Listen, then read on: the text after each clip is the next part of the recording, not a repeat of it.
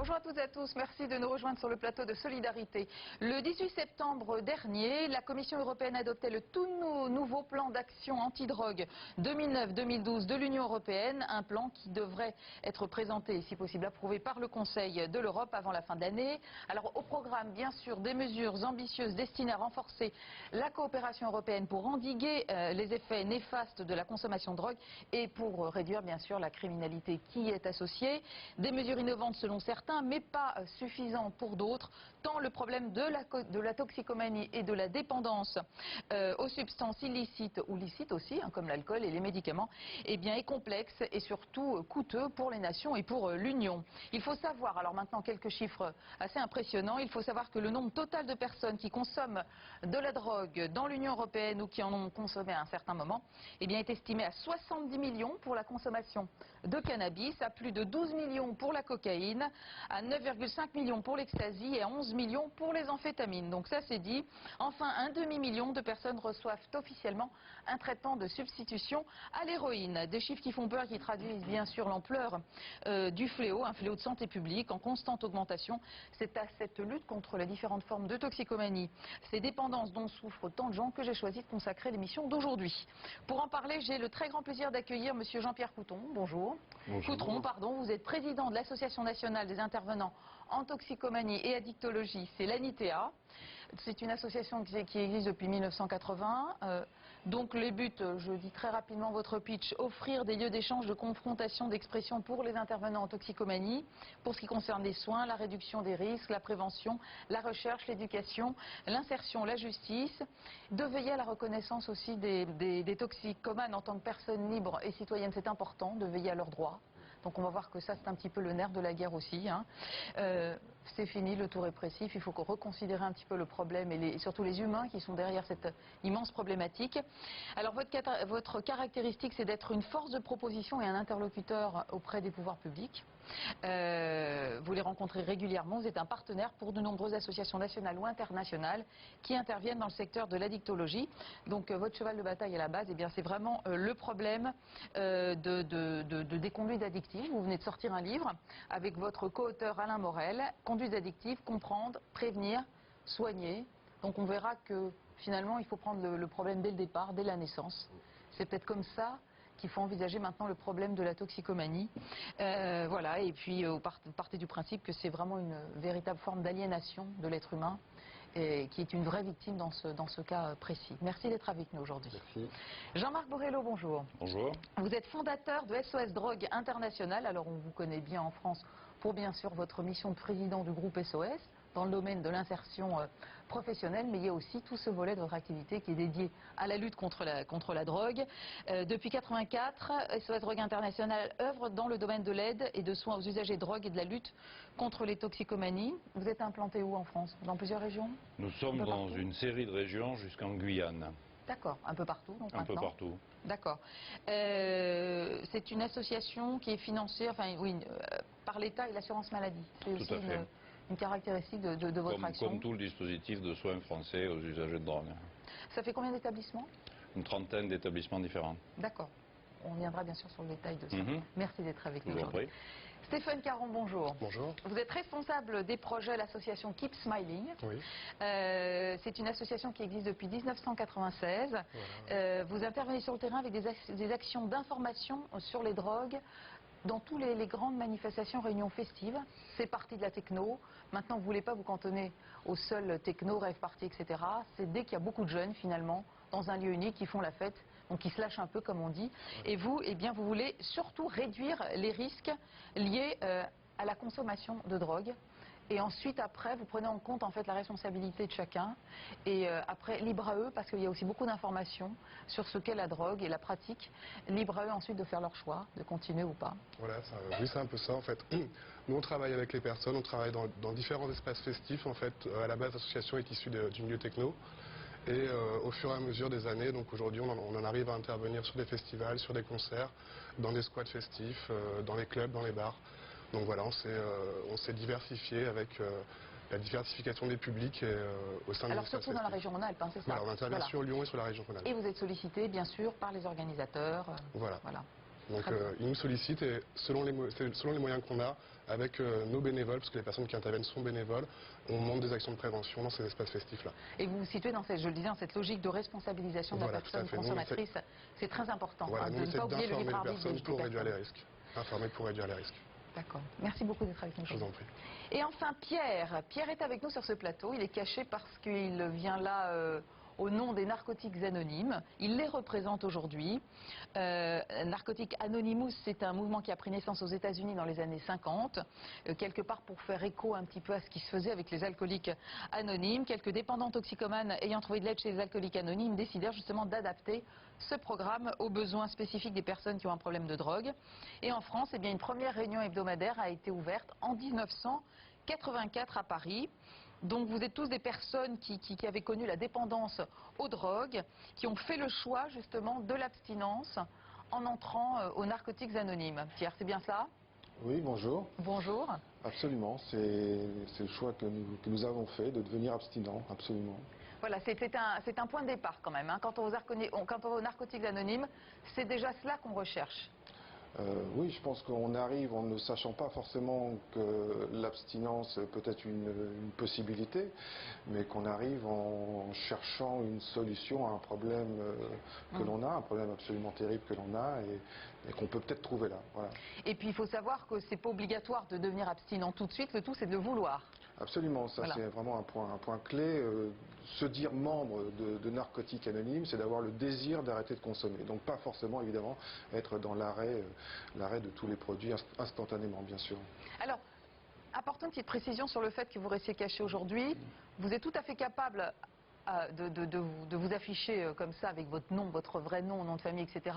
quand c'est à titre personnel que vous intervenez. Mais au nom Narcotiques Anonymes, il ne faut pas que vous rompiez ce pacte en fait. Oui, je pense que il n'aura échappé à personne que Narcotiques Anonymes est anonyme, donc y compris dans ses représentations au niveau des médias. C'est important pour nous car il est important de conserver cette notion d'anonymat, de la préserver. C'est ce qui fait à la fois notre force et notre richesse, et d'assurer que chacun est absolument libre de s'exprimer et absolument libre de dire ce qu'il a à dire à la fois dans les réunions et également à l'extérieur. Notre souci n'étant pas d'avoir des porte-paroles. Et puis ce qui est important, c'est que vous mettez en opposition la notion d'anonymat avec la notion de secret. C'est pas du tout secret. Il y a un site internet, il y a une adresse, Narcotiques Anonymes, tout le monde peut y aller. Voilà, mais c'est simplement cette démarche de ne pas publier votre histoire personnelle, en fait, de la rendre publique à titre personnel. Exactement. Le principe, on y reviendra, je pense, un petit peu plus tard, étant celui de l'identification. Il s'agit de ne pas se focaliser sur quelque chose qui puisse brouiller la piste, si je puis dire, qui est celle de l'abstinence. Très bien, merci beaucoup d'être venu sur ce plateau, Pierre, parce que c'est pas simple de choper des gens qui font partie des alcooliques anonymes, des narcotiques anonymes. On a toujours du mal, mais on y arrive toujours, parce que leur témoignage est bien sûr passionnant et très édifiant. Première partie de cette émission, nous allons essayer de bien comprendre ce que signifie cette notion de toxicomanie, au pluriel, parce qu'il y a plusieurs formes de toxicomanie, et aussi la notion de dépendance, de conduite addictive, qui est un petit peu son corollaire immédiat, donc deux notions sources de grande souffrance. Première partie de cette émission.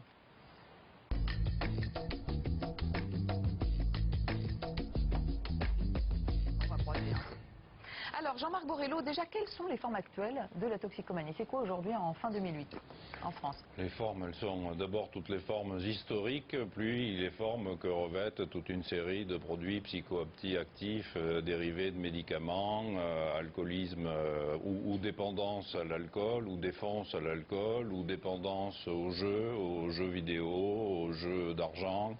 Donc la dépendance existe depuis que la civilisation existe et vraisemblablement existera aussi longtemps que les civilisations existeront. Alors, dans le cas particulier de toxicomanie, donc quand on dit toxico, c'est qu'on parle de produits, de produits de drogue. Alors, quand on parle de toxico, on parle de produits. Alors, il y a des produits illicites et des produits illicites. Le produit illicite le plus dévastateur en matière de santé publique reste bien évidemment l'alcool et loin devant tous les produits illicites, même si on ne lui accorde pas la place qu'il mérite dans le palmarès des fléaux. Alors qu'est-ce qu'on consomme aujourd'hui justement en France, chez nous? consomme de tout. On consomme.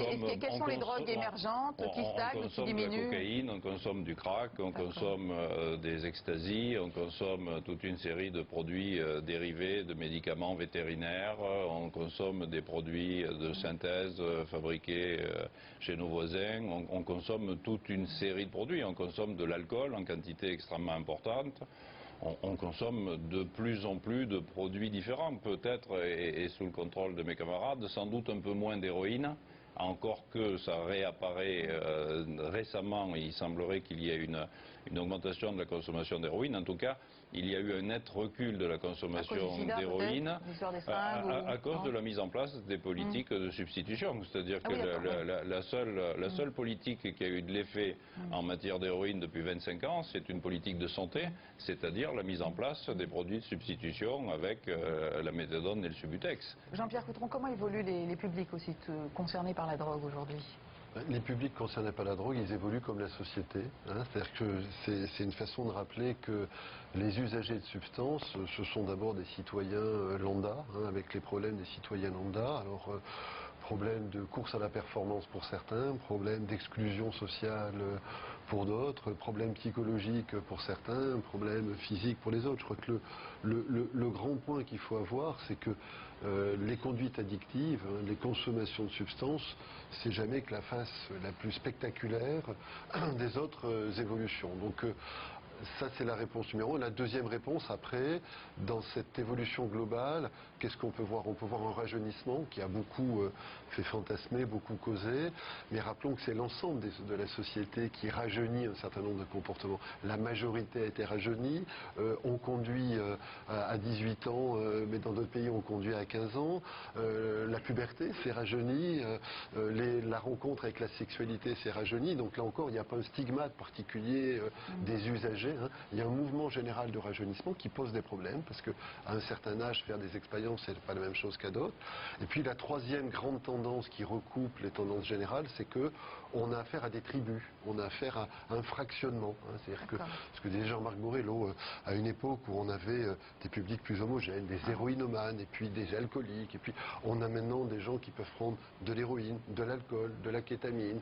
On a des gens qui peuvent être plutôt sur le versant festif, des gens qui peuvent être plutôt... Voilà. Donc on a des toxicomanies, des publics. Ouais. Mais alors justement, Jean-Marc Borello, est-ce qu'il faut traiter tous les publics de la même façon d'un point de vue politique de santé publique dans le problème justement de la toxicomanie? Parce qu'on voit qu'il y a quand même de très grandes différences entre les consommations et les consommateurs. Il faut traiter tous les citoyens de la même façon. D'accord. Que ces citoyens soient usagers de drogue, quel que soit l'usage qu'ils font, les mœurs qu'ils ont choisies, il faut éviter d'en stigmatiser une partie. Il faut éviter de transformer en bouc émissaire des gens qui à certains moments, et particulièrement les usagers de drogue qui assez régulièrement sont les boucs émissaires désignés parce qu'on ne parvient pas à en désigner d'autres. Il faut traiter l'ensemble des citoyens en fonction du besoin réel. Et là, nous sommes évidemment face à un besoin de santé publique, évidemment face à un besoin de souffrance, face à une nécessité de prendre en compte la souffrance, face à un besoin d'insertion sociale, face à une désorientation d'adolescents. Donc il faut prendre en compte ces citoyens au même titre que l'ensemble des citoyens. Alors Jean-Pierre Coutron, vous partez du principe qu'à la base, le vrai problème, c'est le problème des conduites addictives. Et alors là-dessus, vous stigmatisez beaucoup la responsabilité de la société, mais aussi l'investissement parental dans l'éducation. Comment est-ce que le processus peut s'enclencher? Ça peut commencer très très tôt, à partir de la naissance. Deux nuances dans vos propos. D'abord, j'espère que je stigmatise pas, parce que si un soignant stigmatisé... Vous avez un livre qui en parle quand même, qui le met en avant. Si un soignant stigmatisé, ce serait un bien mauvais soignant, quel que soit, et encore plus s'il stigmatisait les parents et l'entourage. Non, mais la société. Alors, même la société. Pourtant, elle a une responsabilité importante dans l'histoire. Ce qu'on veut dire, c'est que les conduites, c'est que d'abord, les addictions, ça se résume pas à la dépendance. Vous l'avez dit d'entrée de jeu, le témoignage de notre ami des narcotiques anonymes a rappelé, l'idée, hein, la souffrance que ça peut être la dépendance et du coup le pari qu'on peut faire de retrouver de la liberté dans l'abstinence, et c'est quelque chose sur lequel nous on peut partager et on partage, hein, mais en même temps méfions-nous, c'est pas du tout le discours des narcotiques anonymes, mais ça peut être le discours de certains leaders politiques, méfions-nous de dire que tout se résume à ça, c'est-à-dire que les conduites addictives, ça balaye du plus simple au plus complexe. Un premier point qui est extrêmement important à garder en tête. Et le deuxième, bien évidemment, dans les conduites addictives, il y a des questions qui vont se poser au niveau de l'éducation. En quoi une éducation peut ou pas préparer, non pas forcément à être obligatoirement abstinent, mais être plus maître d'un certain nombre de ses comportements, plus maître d'un certain nombre de ses expériences. Juste une idée, il y a quelqu'un qui, à 30 ans, avait lancé une réflexion sur les addictions, c'est un collègue américain qui s'appelle Stanton Peele, et qui avait lancé une provocation en disant « l'amour aussi est addictif hein ». Et Stanton Peele, on va le faire venir bientôt à Paris, son dernier livre, c'est « Une éducation qui protège de l'addiction ». Et nous, on a envie de rappeler qu'on n'est pas toujours malade, on n'est pas toujours délinquant, on peut aussi questionner le processus éducatif. Ensuite, il y a le rôle des parents, il y a le rôle de l'entourage, il y a le rôle de l'entourage des autres, des pères. Hein. Tout le monde participe, il n'y a pas de stigmate, il n'y a pas de plus de responsables, mais il y a des questions à se poser. Oui, enfin, vous m'avez quand même dit en préparant l'émission que la société est propice à l'accroissement des phénomènes de dépendance. Je pense qu'on est dans un moment, ça c'est une réflexion qu'on peut débattre, on est dans un moment particulièrement compliqué par rapport aux addictions. J'ai envie de dire que la société fabrique de l'addiction, fabrique du comportement addictif et ensuite s'étonne que certains tombent dedans et veut les sanctionner ou veut les soigner avant même de s'être posé la question de les accompagner. Je vous donne 3 exemples assez drôles.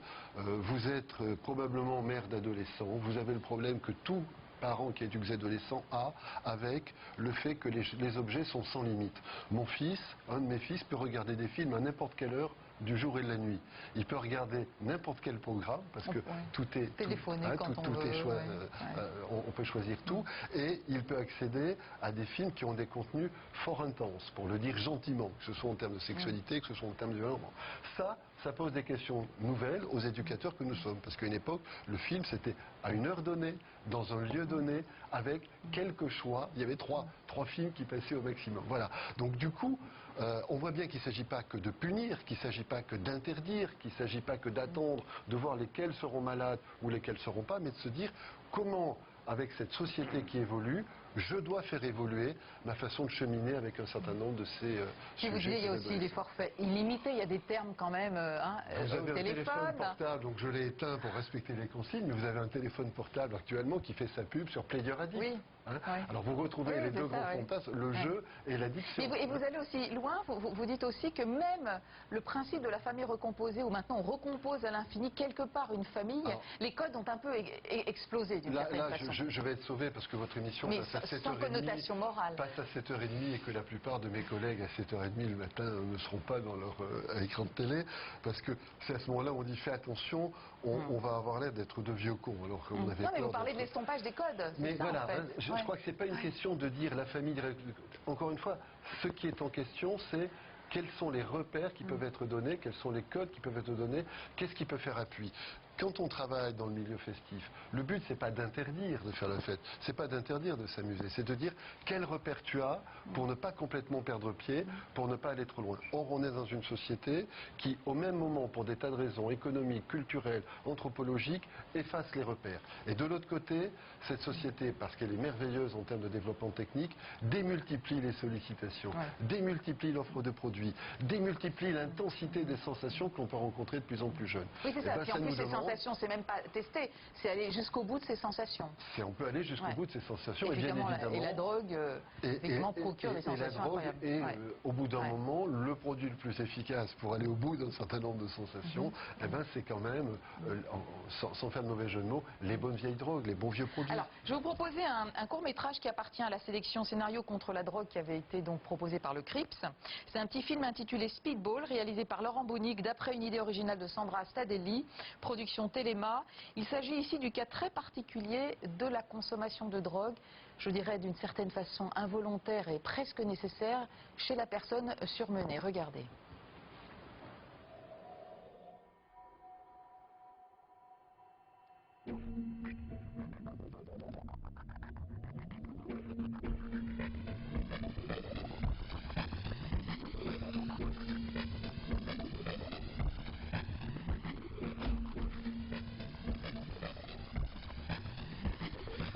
fermer la porte, s'il te plaît?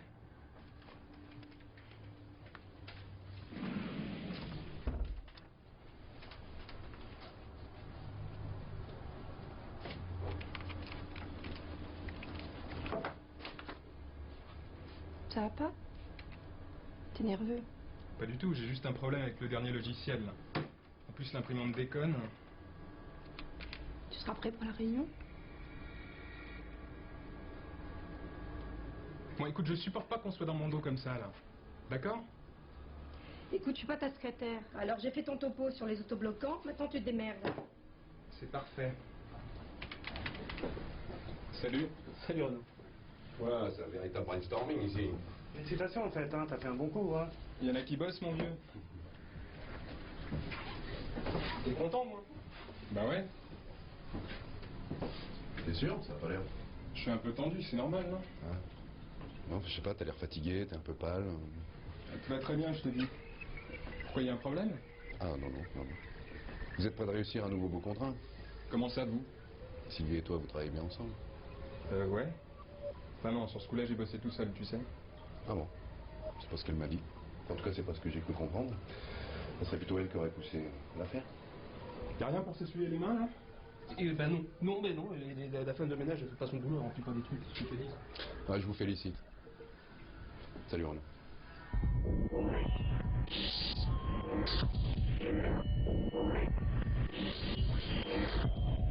Sylvie, il faut que je te parle. Oh non, j'ai pas le temps, il y a les Japonais qui Non, mais m'attendent. attends, c'est quoi cette histoire? Non, mais j'ai Qu'est-ce que t'as vraiment pas raconté le à Franck, temps, j'ai vraiment pas le temps. là? Non, attends, 2 minutes, Mais on fait une ne pause. me touche pas, tu me fais mal.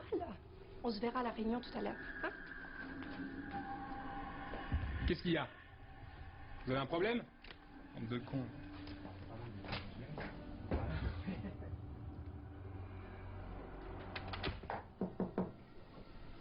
On y va.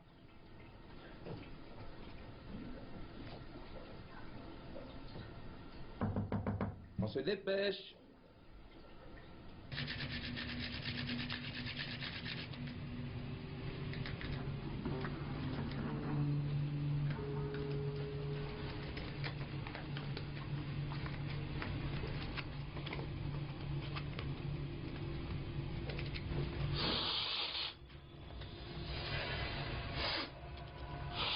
Allez, oh, on y va là.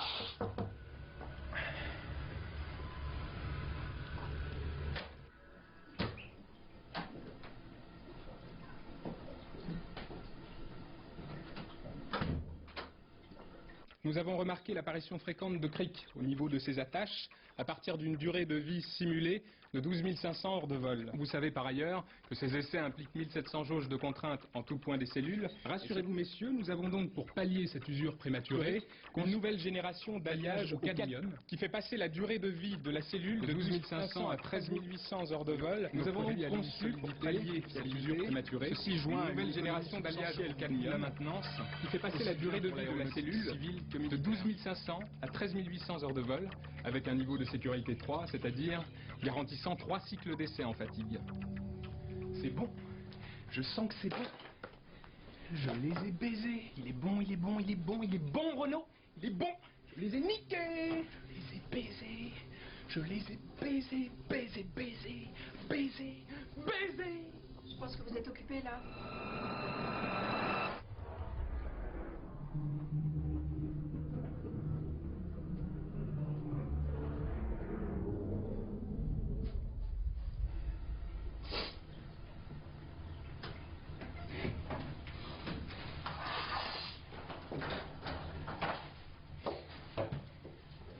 Qu'est-ce qu'il y a? Vous avez rien vu, faites votre boulot de merde, vous occupez pas du reste. Je comprends pas là. Elle veut me piquer ma place, c'est évident. Elle l'aura pas. Certainement pas. Tu crois que je l'ai pas vu ton petit manège là? Pourtant je fais le ménage tous les jours, moi ici. Mais qu'est-ce qu'elle s'imagine? C'est pas croyable, hein. T'as vu comment elle te regarde là, comment elle te mate? Vous êtes bizarre. De toute façon, il n'y a plus de place. J'ai pas que ça à faire. Laissez-moi bosser, merde. Ça va pas? Ça va pas?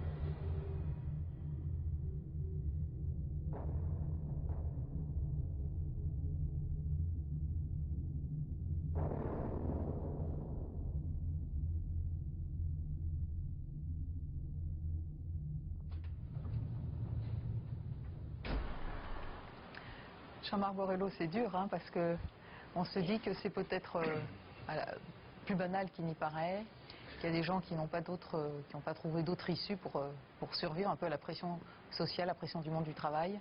Qu'est-ce que vous en pensez ?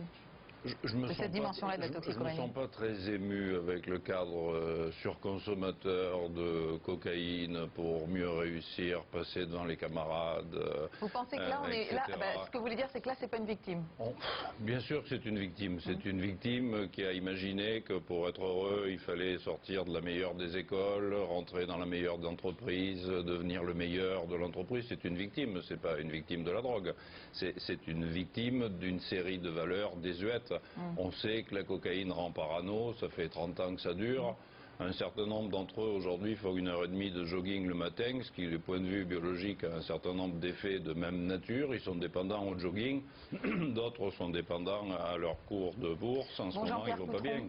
Vous avez même avis tranché relativement peu clément en la matière. Néanmoins, on est quand même...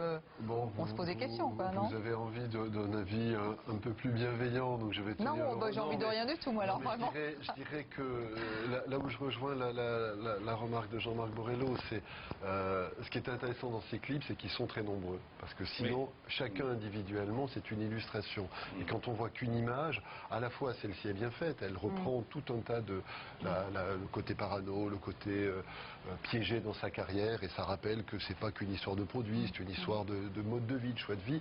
En même temps, le danger, quand on n'en voit qu'un, mais c'est pas une critique, c'est plutôt une remarque, c'est que ça referme, c'est que ça referme. Et on pourrait juxtaposer tous les autres clips, et là, petit à petit, mieux voir cette espèce d'étonnante variété qu'il y a derrière. Pierre, est-ce que vous les rencontrez, ces cadres, ces jeunes cadres surmenés, victimes un peu de la violence de l'entreprise ?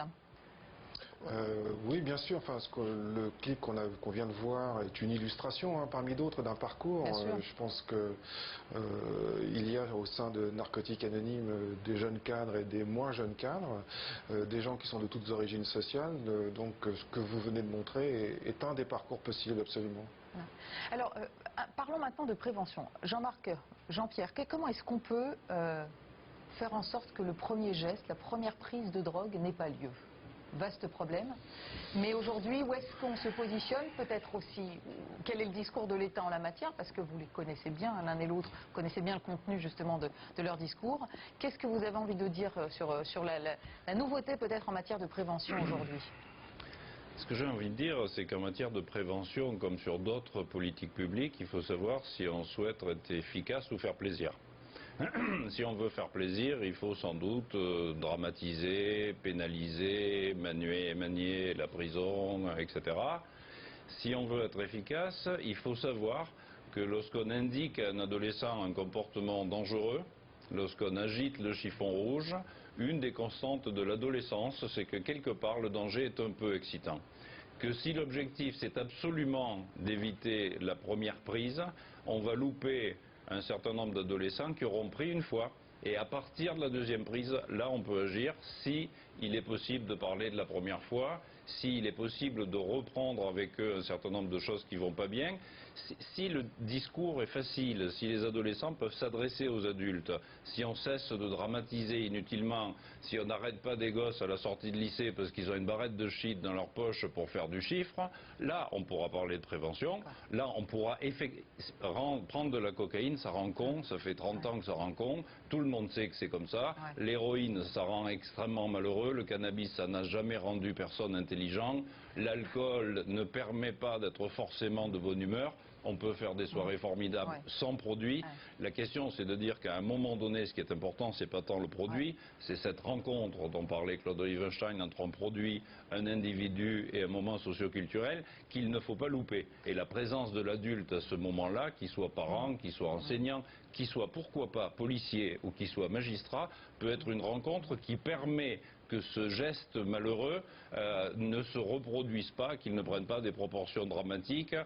Pour savoir que c'est chaud, sans doute qu'il faut se brûler une fois. Ça, c'est la construction d'une personnalité d'enfant et d'adolescent. La question, c'est que si vous vous brûlez, il ne faut pas qu'on vous maintienne la main sur le feu en attendant que la police arrive. Je vous propose qu'on marque une toute petite pause. On se retrouve dans 1 ou 2 minutes. À tout de suite.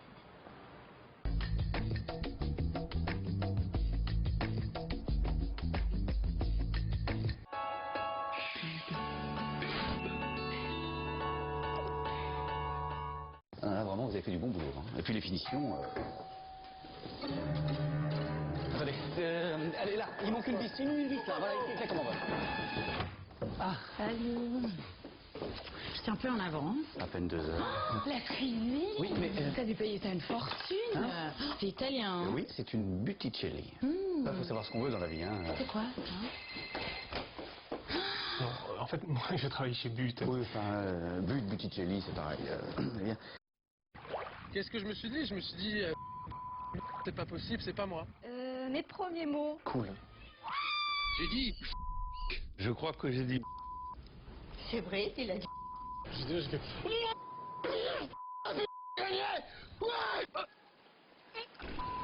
Ça y est, j'ai réussi. J'ai rien pu dire, tellement j'étais sur le... Pardon. Nouveau loto, la chance appartient à tout le monde. Française des jeux.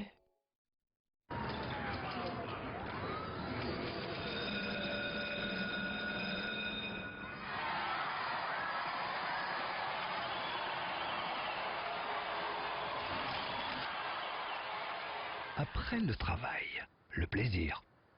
Direct Soir. Nouveau Samsung Player Addict, le mobile tactile intelligent, accès internet rapide, navigation facilitée et appareil photo 5 mégapixels. Nouveau Samsung Player Addict, l'intelligence tactile. Nouveau loto. Maintenant, il y a 3 tirages par semaine.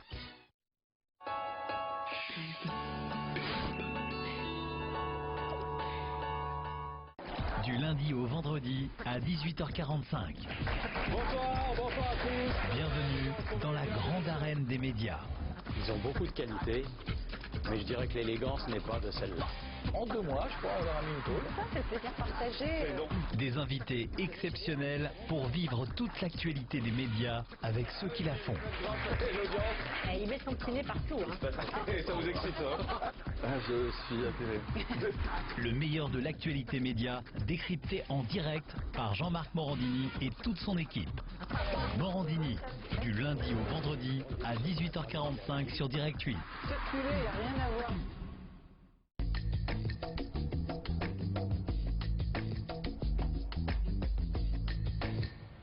Nous voici de retour sur le plateau de Solidarité consacré aujourd'hui à la lutte contre les toxicomanies. On était en train d'aborder la prévention, la façon qu'il y a peut-être de limiter les effets de cette première prise, peut-être de l'abolir ou au contraire eh bien de la prendre en considération pour qu'il n'y en ait pas plein qui suivent derrière. Jean-Pierre Coutron, votre avis sur la question? Alors, pour compléter la réponse de Jean-Marc Borello et sans anticiper sur ce que pourra dire mon collègue, 3 éléments supplémentaires. Le premier, d'abord, faisait référence aux politiques publiques.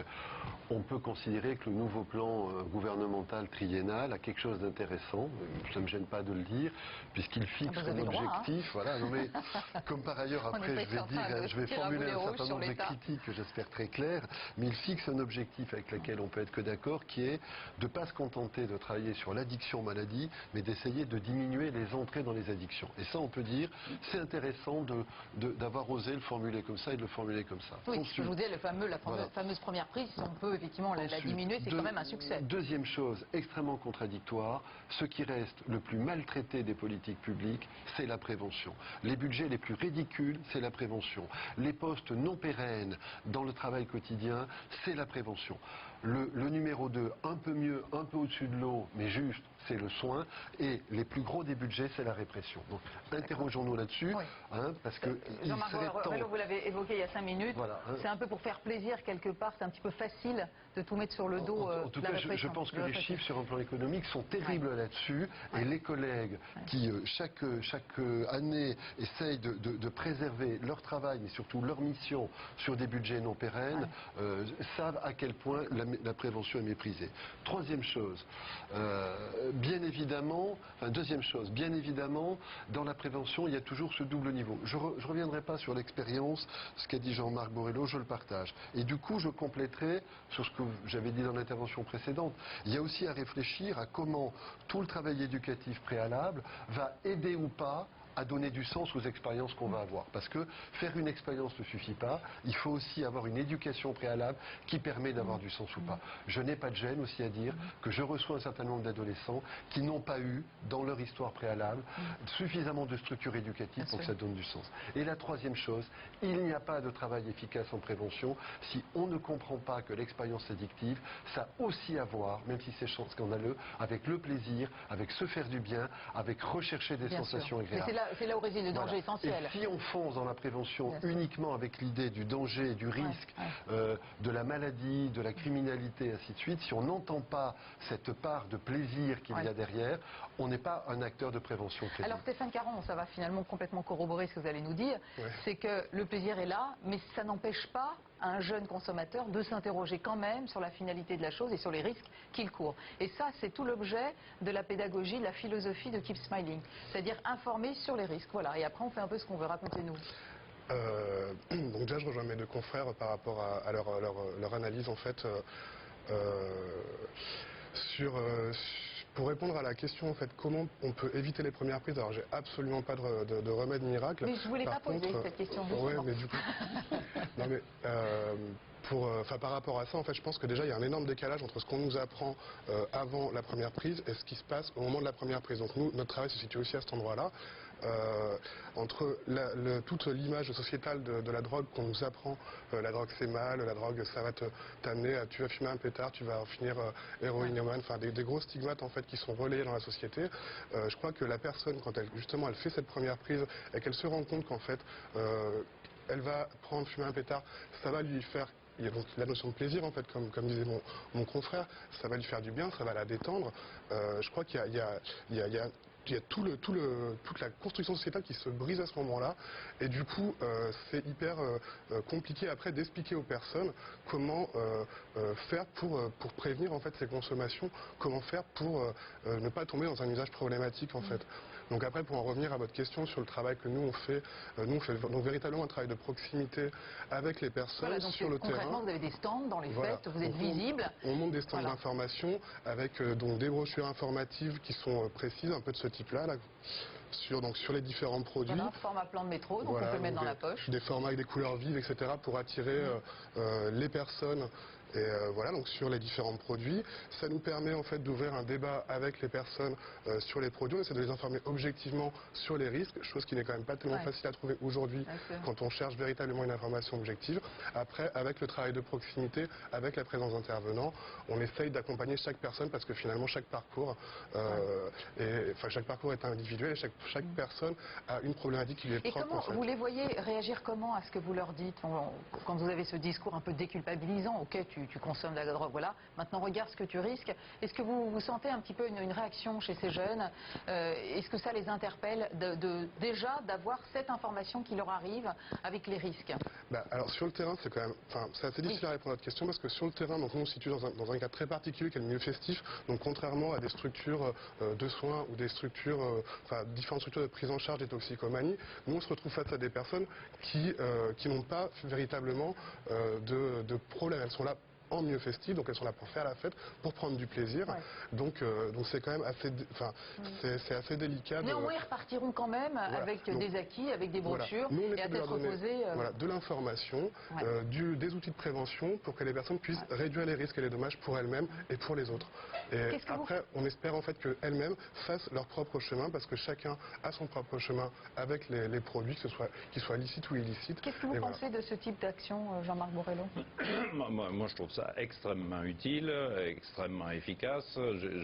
D'abord, ce sont des actions qu'en matière de prévention, nous menons, nous aussi, y compris dans ce type de milieu, avec le kiosque Info-Sida Toxicomanie à Paris. Mais nous sommes aussi présents en Seine-Saint-Denis, au bas des immeubles, parce qu'il y a le festif, et puis, j'allais dire, cette immense zone de déshérence où personne ne parle de rien, pas plus de toxicomanie que d'ailleurs. L'idée de la prévention, c'est qu'effectivement, on ne peut pas se décrédibiliser avec des slogans qui sont faits pour gagner des électeurs.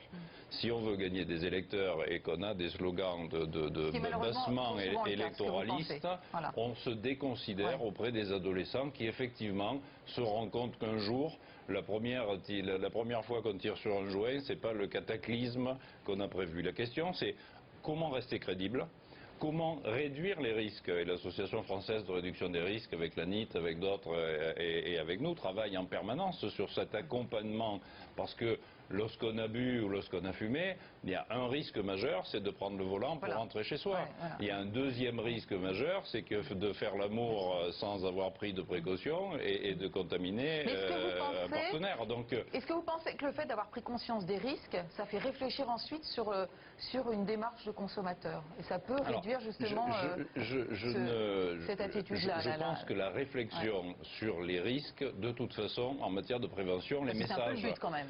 Si les messages sont sincères, honnêtes et s'ils sont entendus, et quelquefois d'ailleurs s'ils sont donnés par les pairs, parce que ça fonctionne extrêmement bien. Lorsque des ados parlent à d'autres ados, ils sont mieux écoutés que des vieux cons qui, de toute façon... Ces vieux cons, il y a aussi les parents qui sont dans la catégorie. C'est important d'avoir un aîné devant soi aussi qui nous parle. Alors, c'est important de rencontrer un adulte. Un adulte, il est là pour tenir une position d'adulte, éventuellement pour poser l'interdit. Ça me paraît tout à fait essentiel que les adultes soient capables de poser des interdits par rapport aux adolescents sur l'alcool, la drogue, un certain nombre de comportements. Ensuite, les pères sont là pour être vraisemblablement plus dans la compréhension et l'accompagnement, et les professionnels peuvent avoir ce rôle et le rôle de soin, c'est-à-dire qu'à un moment donné, la possibilité d'être écouté, entendu par les professionnels qui se battent depuis longtemps dans ce pays avec des moyens un peu ridicules, permettent à des tas de gens de passer par la drogue et de s'en sortir. Alors, il faut éviter d'y entrer, il faut faire en sorte qu'il n'y ait pas de conséquences dramatiques liées à l'usage des drogues en général, et puis il faudra qu'on en parle un peu. Il faut pouvoir en sortir, c'est-à-dire qu'à un moment donné, il faut rencontrer, entre guillemets, un soignant qui permet de sortir de ça, ou un groupe de pairs avec nos amis de Narcotiques Anonymes, etc. Justement, on va écouter la parole de Pierre maintenant. Déjà une question, Pierre, est-ce que vous avez pu analyser ce qui vous a manqué lorsque vous avez plongé dans la drogue? Qu'est-ce qui vous a manqué? Est-ce qu'il y a eu justement de l'information qui n'était pas là, une absence au niveau peut-être familial, parental? Est-ce que vous avez pu comprendre un petit peu ce dont vous avez manqué à ce moment-là pour éviter de tomber justement dans cette drogue qui a été votre drame personnel? Je pense que c'est une grande question. Qu'est-ce qui fait que quelqu'un rentre dans une période de consommation? On n'a pas véritablement la réponse. J'ai pu, moi, en tout cas en ce qui me concerne, faire un certain nombre de démarches visant à essayer de comprendre ce pourquoi, mais le pourquoi, en tout cas en tant que narcotique anonyme, a assez peu d'importance. Nous, ce qui nous intéresse, c'est le comment. Enfin, comment faire pour se tenir debout et pour justement essayer de revenir et de refaire du lien avec le monde réel. Il n'y a pas de différence finalement entre les gros consommateurs qui sont vraiment toxicomanes, vraiment malades, et les consommateurs, on va dire occasionnels, qui ont quand même envie de s'en défaire? Alors, notre point de vue est de penser qu'on ne fait pas cette différence-là. C'est-à-dire que je pense que la quantité de produits qui peut être consommée par les uns et par les autres, et même quel que soit le type de produit, a assez peu d'importance en finale. Ce qui compte, c'est la perception que chacun a de soi et de la difficulté et de la souffrance qu'il peut ressentir par rapport à cela. En conséquence, on n'a pas de point de vue, j'allais dire, sur est-ce qu'il faut avoir consommé tel et tel produit, est-ce qu'il faut avoir consommé autant ou pas. Je prends la question dans l'autre sens, c'est-à-dire que tout le monde vient chez vous, des gens qui ont vraiment des comportements très différents face à la drogue. Alors, des comportements pas forcément très différents, des produits probablement très différents. C'est-à-dire que ce que l'on reconnaît en tout cas dans ce concept qu'est celui de la dépendance, dans cette idée de maladie de la dépendance telle que nous la développons, c'est d'avoir deux choses essentielles. D'un côté, un comportement obsessionnel, donc être dans cette obsession du produit, et ensuite être dans un comportement compulsif. Donc les deux alliés créent quelque chose comme ça qui s'appelle la maladie de la dépendance. Alors comment est-ce que vous y êtes rendu là, pour la première fois aux Narcotiques Anonymes? Quel a été le catalyseur de votre démarche? Je pense que c'est déjà d'en avoir entendu parler, déjà, de savoir que ça existe. Donc c'était par un contact personnel. Je me suis rendu donc dans une réunion narcotique anonyme, et même si j'ai admis assez rapidement dans ce que j'entendais, dans ce que je voyais, les gens qui étaient présents, que je me reconnaissais très très bien dans ce qu'ils exprimaient en termes de difficultés, en termes de souffrance et en termes de comportement d'une manière assez large. Mais moi, en tout cas, mon point de vue, mais comme beaucoup de gens qui consomment, et ça, nos amis sur le plateau peuvent le confirmer, je pensais que j'avais pas de problème de drogue. C'est-à-dire que le grand truc du toxicomane, c'est quand même de dire qu'il n'a pas de problème de drogue. Et en fait, les choses se sont déroulées un peu au fur et à mesure, et revenant le lendemain, revenant 2-3 jours de suite, j'ai commencé à me dire, ah, il y a peut-être quelque chose en tout cas qui se dégage de ce qui se passe là dans ces réunions-là qui m'intéresse. Voilà. J'ai envie d'avoir ce que ces gens ont, et d'une certaine façon, eux ont réussi à arrêter la consommation, donc pourquoi pas moi? D'accord. Et alors racontez-nous justement le principe des narcotiques anonymes. Ce sont des réunions, des groupes de parole. Racontez-nous comment ça marche. Alors comme cela a été évoqué précédemment, donc effectivement ce sont des groupes de parole qui sont fondés sur le fait de n'avoir que des gens qui sont d'anciens dépendants, hein, en tout cas toujours dépendants, mais d'anciens toxicomanes, d'anciens usagers d'une manière générale.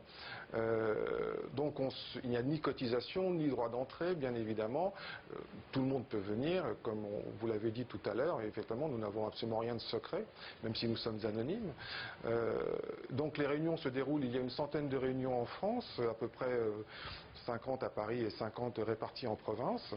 Les réunions sont des réunions d'1h30, donc les gens viennent. Ça commence par une lecture d'un certain nombre de textes pour se mettre, si je puis dire, en situation, essayer de se couper un peu du monde extérieur. Et ensuite, ce sont des interventions, tout le monde écoutant la parole de celui qui parle. Donc c'est un lieu de parole fondamentalement. Il n'y a pas de thérapeute, il n'y a que des gens qui sont dépendants. Et en quoi justement ces paroles, ces discussions vont avoir vraiment des vertus quelque part entre guillemets thérapeutiques ou du moins d'accompagnement, d'aide aux autres personnes? Parce que finalement c'est un système d'entraide entre vous, quoi. Il n'y a pas un spécialiste, je crois, qui intervient. C'est d'écouter tout le monde raconter sa propre histoire qui va permettre de vouloir commencer à s'en sortir, d'entrevoir des solutions? Absolument, comme vous l'avez dit, c'est un système d'entraide véritablement. Alors derrière ce système d'entraide, il y a quelque chose de tout à fait clé et fondamental, qui est une réponse, nous semble-t-il en tout cas, à un vrai problème, qui est le problème du lien. C'est-à-dire que les réunions, qui ne sont que la base de l'ensemble du dispositif, si je puis dire, que constitue Narcotique Anonyme, puisqu'il y a à la fois les réunions, mais il y a aussi l'entraide qui peut se jouer à l'extérieur des réunions via ce que l'on appelle un parrain, hein, qui est quelqu'un qui vous prend comme ça et qui vous aide à avancer, en tout cas au début lorsque vous arrivez au sein de Narcotique Anonyme.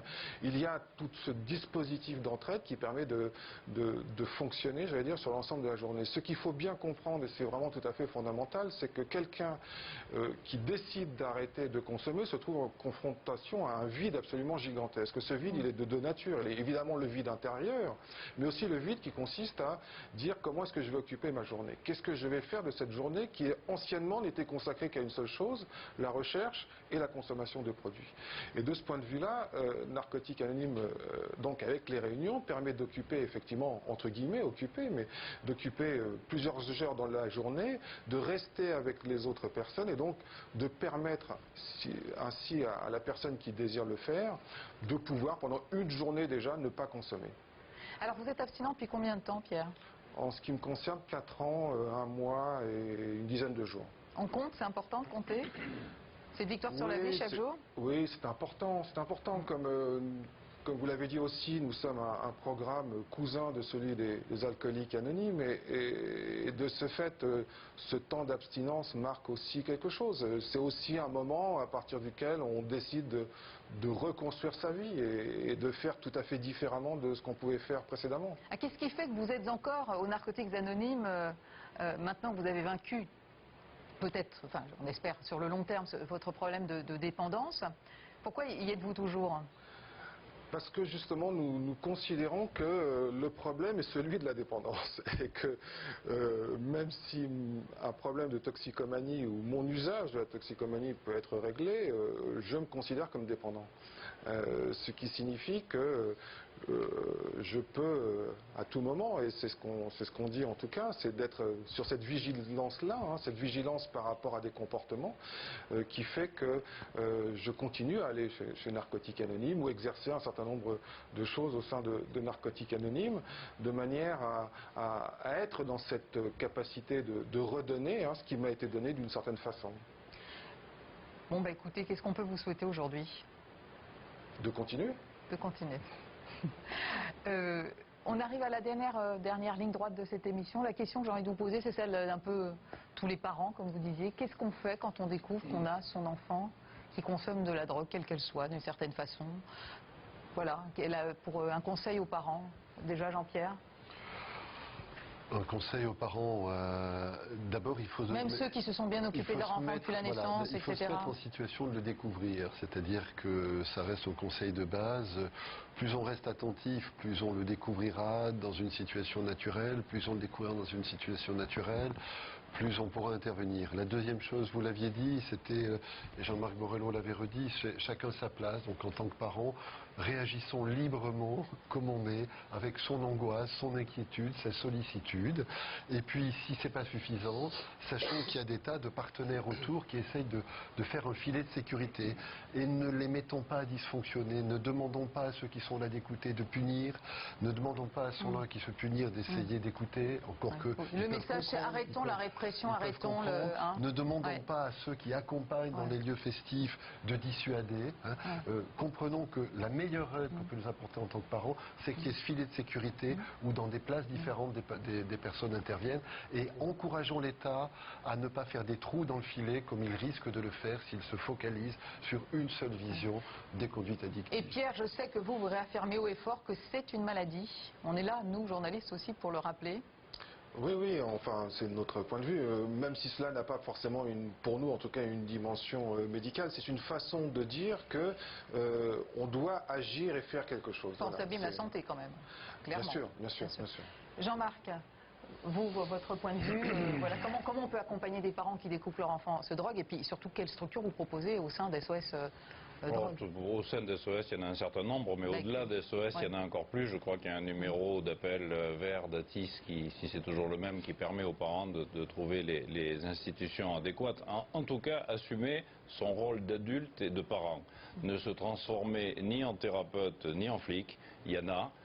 Lorsqu'on est parent, on essaie de conserver le dialogue par-delà les accidents de l'adolescence. Il n'y a pas d'adolescence sans prise de risque, il n'y a pas d'adolescence sans transgression d'interdit. L'important, c'est que l'adolescent ou le jeune adulte, ou quelquefois l'adulte, reste en contact avec quelqu'un qui puisse lui parler, l'écouter, le conseiller. La pire des choses, c'est de rompre le fil et sans jamais être complice, parce qu'il n'y ait pas d'ambiguïté entre nous.